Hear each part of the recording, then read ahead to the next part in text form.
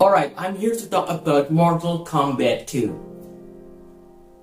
Well, I didn't know what to expect with this film, man. I watched the first trailer and yeah, it looked kinda good, but a part of me was thinking like, what could they do with the second film? Because when you're thinking about a Mortal Kombat film as a concept, it has to do with the plot. The Mortal Kombat games, they really don't have that much of a plot. Yes, there is some storyline and lore explanation, of course, but what is the heart of Mortal Kombat? And when you're translating that into a movie, like what you did with the first one, it turned out pretty good, alright? I thought the first one was quite solid. It didn't have the higher budget that this film has, but it was good, alright? It was serviceable, it was entertaining. Now, the question is, did it need a second film, to be honest with you? And my short answer to that question is no. It could have been a one and done thing. Here we are with the second film, now focusing much more on Johnny Cage. I think it was a perfect choice, because a lot of audiences didn't resonate very well with Cole Young, the brand new character that they introduced in the first film, and for now the second film they moved on to Johnny Cage, who is a very much a familiar face of Mortal Kombat. Now, talking about the person that's playing him in this film, he is played by Karl Urban in this film, and I thought he did a great job, because he really uses his comedic timing and his sarcasm to portray Johnny Cage, and it translates very well on screen, and I genuinely laugh.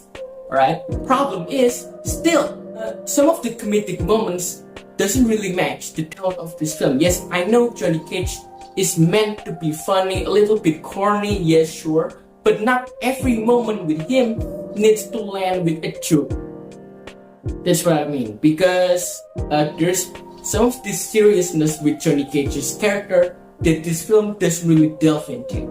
Now, that being said, he is the main character of the film, for sure, but the main character of the story here is actually Kitana, and yeah, she's great in the movie, but my problem with her character lies into her story, basically, because she really doesn't do much during the course of the film, and her iconic moment only is on the very end of the film where she fights Shao Kahn. And yeah, the fight was gory, it was brutal, but other than that, Kitana doesn't have a lot of things to do in this film, because yes, the film explains a lot about her, but you as an audience, you don't really see her doing stuff, doing cool combos. And for me, the number one mistake with her character lies into that, yeah, she's only here for character explanation, nothing more than that, and lore explanation, basically, yes. And with that, I will move on to the action. When you're watching a Mortal Kombat film, your main goal is to entertain the audience with the gory, brutal action sequences. And yes, there are some of it here, but when you compare the action sequences from the second film to the first film, the action sequences in the first film felt more brutal than the second film, because when you're watching the action sequences, the fighting, everything, it feels a little bit too over choreographed at some points, and it is quite lackluster. Some of the fights here is just people acting out and doing some over choreographed fight scenes without the fight itself having enough weight to carry the set piece, So you as an audience, you're just watching and then watching, because there are a lot of fight sequences here, right? And it really doesn't stop. There's a tournament and the characters move from fight A to fight B to fight C, so on and so forth. Yeah? So at some point you're gonna get bored with this,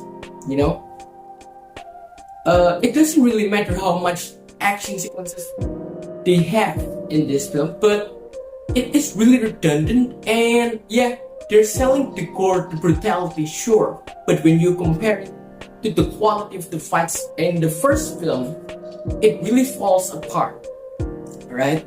Because it really doesn't have a lot of weight, the action sequences in this film. And some of the action sequences, particularly the fight between Baraka and Johnny Cage, only serves as a comedic joke at the end of the day, alright? And it really feels weird to me. I know it's Johnny Cage, but I think at some point they really forced the comedic side of him a lot more than I was expecting.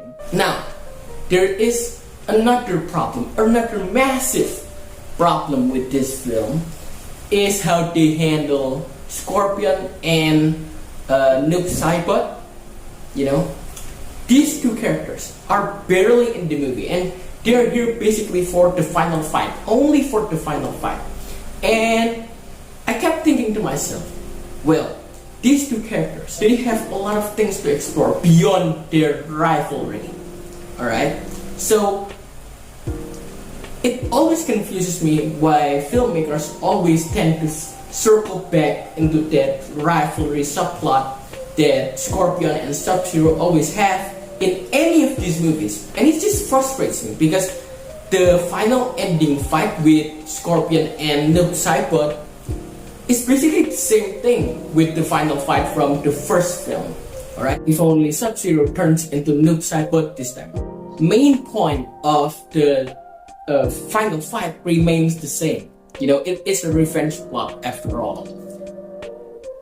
In the end, man, when you're watching the second film, this film, there's a moment where you think, oh, they're running out of ideas, and it really shows. Right? They're running out of ideas. The year that they're planning for a third or possibly a fourth film, it really doesn't make sense, because if you explore Mortal Kombat, however you want to explore it, you're gonna run out of plots. You're gonna run out of something to tell the audience, and it really will become redundant at some point. And with the second film, I'm already feeling it, that this franchise as a movie will eventually run out of gas, because the concept of Mortal Kombat is basically just a lot of characters having to win a fight in a tournament. That's it. That being said though, the one thing that I appreciate about this film more than the first film is the protagonist. Like I said, Johnny Cage, he's a scene stealer. But I really don't like that they maximize the jokey over comedic side of him over the more serious side of Johnny Cage. But man, this film has a lot of problems. The one little thing that I keep noticing while watching this film is how poor the CGI is, how inconsistent it is. Because some of the battlegrounds, they look great, they look grand, they look large. But some of the other things, some of the other backgrounds really kind of feel cheap. I don't know why, man. Maybe the CGI wasn't fully polished yet. I don't know. There are a couple of good points in the second film that it did better than the first film. However, it feels kind of boring at this point, because you're gonna run out of stories, you're gonna run out of ideas, of characters, because the main point of Mortal Kombat is just the action. And when you're delivering the action sequences, a lot of lackluster action sequences, the audiences are gonna get tired. There are still some gore here and there, some blood and all that, but you feel like, yeah, I've seen this thing before. Alright? And speaking from the story plot points, they're telling a different side of the story, for sure, with Kitana, but she really doesn't do anything important except the big climactic fight with Shao Kahn. And I feel like it is a really big missed opportunity, especially if you wanna make Kitana a more prominent figure in the universe moving forward. So yes, I will give Mortal Kombat 2 a 5 out of 10. If you are a massive Mortal Kombat fan, yes, you will definitely check this out and you will have a good time. Not great, but good time. But don't expect the action sequences to be better than the first film. If anything, it gets worse, especially some of the fights with Johnny Cage and Baraka. That was the worst fight scene in the whole film. Alright? So, 5 out of 10. If you have seen Mortal Kombat 2, tell me everything that you like about this film. Does it feel like they're running out of ideas? Because when I was watching, I sure feel like it. You know, I felt like, okay, at some point they're gonna cross the line here. They're gonna run out of ideas. Alright?